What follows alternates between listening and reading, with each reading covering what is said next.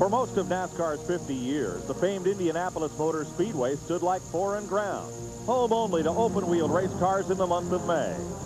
1994, the inaugural Brickyard 400 brought the throb of stock cars to the heartland of America, and Indiana's own Jeff Gordon became the first winner at the fabled Brickyard.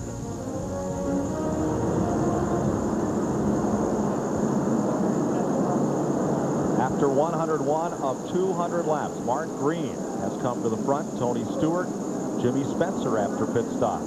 Tonight on CBS, Dr. Quinn, Medicine Woman, Early Edition, and Walker, Texas Ranger. That's all coming up tonight on CBS. CBS Sports is proud to present golf's most prestigious event, the Masters. Tiger Woods returns to defend his title, joined by an honor roll of the game's best. The Masters, a tradition unlike any other, begins with late-night highlights Thursday and Friday, Saturday live third-round coverage, and the exciting final round Sunday at 4 o'clock Eastern Time. Let's go pit side to Dick Berggren. Well, Mark Martin has had a really tough year so far in 1998, Mike. He's only led 18 laps. At this time last year, he led well over 200. And it's stuff like this that just keeps happening. I haven't seen anybody else blistering a tire, but this one came off Mark's car, and he's also had a problem blistering his Winston Cup tires as well. That's how come he's running slow, having problems with tires. Thanks, Dick. Mark is in 13th position. He was up in the top 10, Mike, and he lost several positions on that pit stop. One car to watch in the restart, Randy LaJoie, 33rd. The caution flag saved LaJoie from going a lap down. He's tail end on the field after his second pit stop to reset the toe in on his Chevrolet. Here you see a couple wheel marks on the left side, which may have been part of that pit road incident. It's dropped him well back. With more on the second place car, here's Ralph. They're still trying to loosen up Tony Stewart's car. You might remember on the first pit stop, they worked the track bar. This time, they took a half pound out of the left rear and a half pound they put into the left front as far as air pressure to help loosen up the car. Tony Stewart, you saw him downshift to third. Anticipate this restart. Green flag. Mark Green with a two-tire stop took the lead and steps out. Hermie Sadler jumped up on the outside of the free car of Dale Earnhardt Jr. trying to make a pass there, but don't think it's going to work for him. No, he's going to lose some positions rather than gain one. Kenseth got underneath and past him. Here comes Buckshot Jones in the 0-0, and Jeff Burton in the number 9. Oh, and Hermie is in trouble. In the wall, two cars. Jones and Sadler. Oh! And trying to get past with Jeff Purvis. And nowhere to go, cut it left and slid into Sadler. That car looks like it's been hit from all sides. I believe Dave Blaney was involved in it as well. This is Dave Blaney as you're looking at him coming at you down towards the start-finish line. A chain reaction crash up in turn 3. And there was the first car sideways, Hermie Sadler. See Hermie moving around in there, unhooking his radios and getting his helmet off.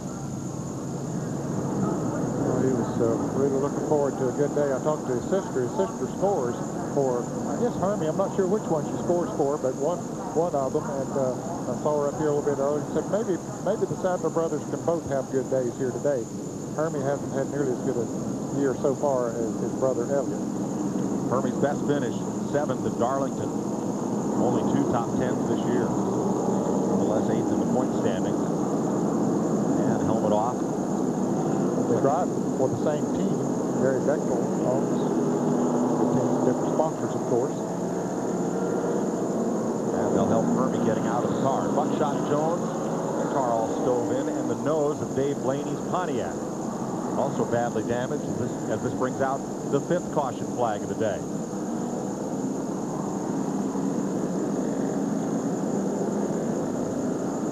And Hermie's going to climb out, mostly under his own power. Buckshot Jones comes to the pit lane. See Hermie getting out a little slow right there. He got whacked pretty hard there by Jeff Purvis. And when you're almost stopped like that, the car slides into you. It really takes an effect on you. Looks like they might be going to put a neck brace on him as well, buddy, as a precautionary. Well, no, decided not to do that. I think he just wants him in to clear his head. It was a hard hit. Not so much the one with the wall, but that one when Jeff Purvis tried to get away from him as Sadler's car was sliding down the racetrack. Blaney's car has now come around to the pit lane as well. And see if they wave him into the pit or the garage. I believe he's going to head for the garage, Mike. You can see the steam coming there, the radiator and everything. Yeah, the NASCAR official is saying, hey, back it up. There's an opening in the wall. Need to take it to the garage to do the work. There's too much to do out here on pit road. Plus the fact that you're losing all that fluid on pit road and other drivers coming in don't need to run over that. They'll put a little quick drive over that and take care of it. Fortunately, everybody's okay. That's Hermie Sadler. Just take a minute to collect his thoughts before he climbs there onto the stretcher, and we'll get a ride to the infield care center. Buckshot Jones has made one pit stop and goes back out on the racetrack, hoping to remain on the lead lap. Dave Blaney's Pontiac is behind the wall. This happened well back of the leaders. Mark Green, Tony Stewart, Jimmy Spencer, Joe Nemechek, Elliott Sadler, Matt Kenseth. So they were battling for about 8th, 9th place when the incident occurred. We saw it from the rear bumper of one car, just saw the start of it, saw Sadler's car get sideways.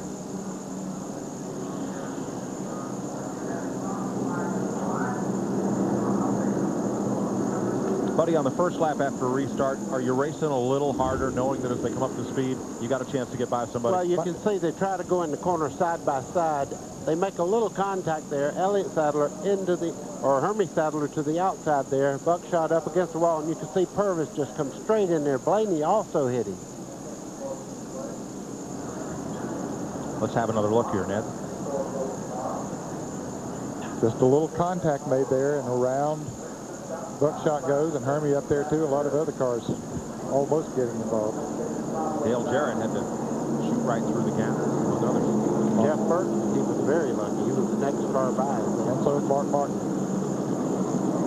Another look to see the cars that took evasive action get down on the inside, and then that hard lick by Jeff Purvis in car number 4. And look at that car, how bent up it is around as it hit on the right side.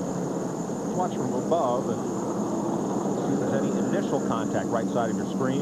But there goes Sadler up top. Mike, it don't take much. They just barely rub as they start into turn 3. That put both cars on the spin. You can see Purvis come along. Watch this hit. Oh. That was a hard lick. And from Matt Kenseth's car, the first view we saw. Oh, looks like Jones got sideways first. Yeah, when they made contact getting in the corner there. You've heard that old saying where they say they take the air off the spoiler. That's basically the...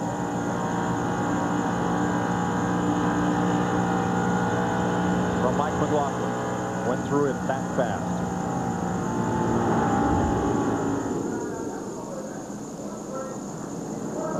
So Blaney behind the wall. Buckshot Jones, a pit stop for repairs. And Hermie Sadler will get a ride to the care center. This past Tuesday, one of NASCAR's 50 greatest drivers of all time passed away. Here's Ken Squire. A pioneer of American stock car racing, Tim Flock died this week at age 73 from cancer. He'll be remembered for his 40 victories, twice the national champion, but best remembered for the stories. Like when they told him in '52 he had to run roll bars and then was disqualified. He said nobody told him he couldn't run wooden roll bars. He had a co-driver, a monkey named Jocko Flacco. They weren't too excited about that in NASCAR either. Tim Flock, one of the great legends of American stock car racing.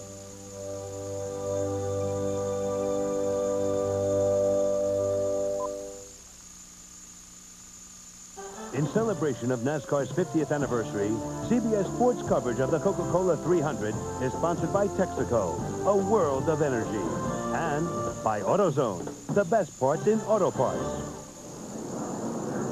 Caution still out at 109 laps at Texas Motor Speedway.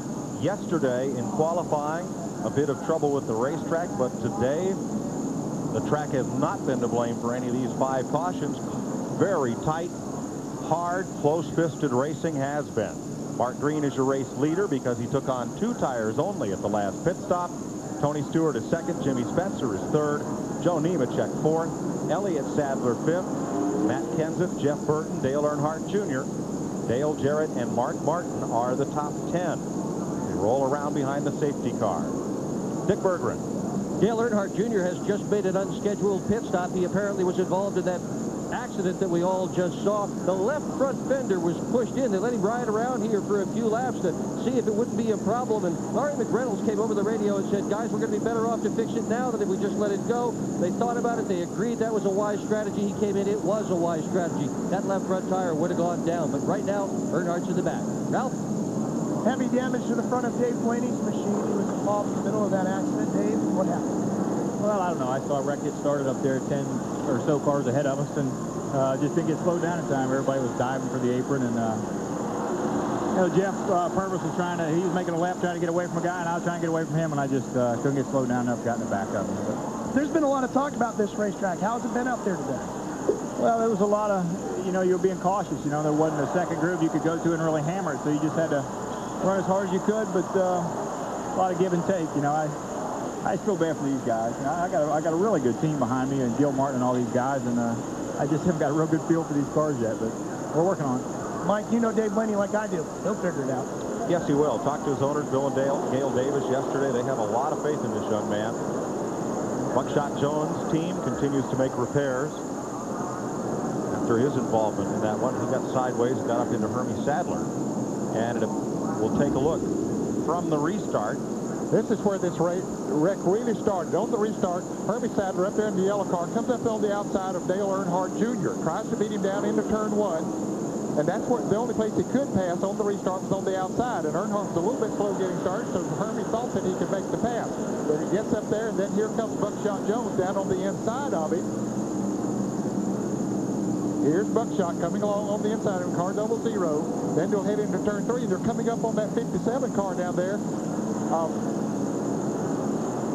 Jason Keller. Then they got together, and you can see the results of it. Oh, boy, that's a hard hit.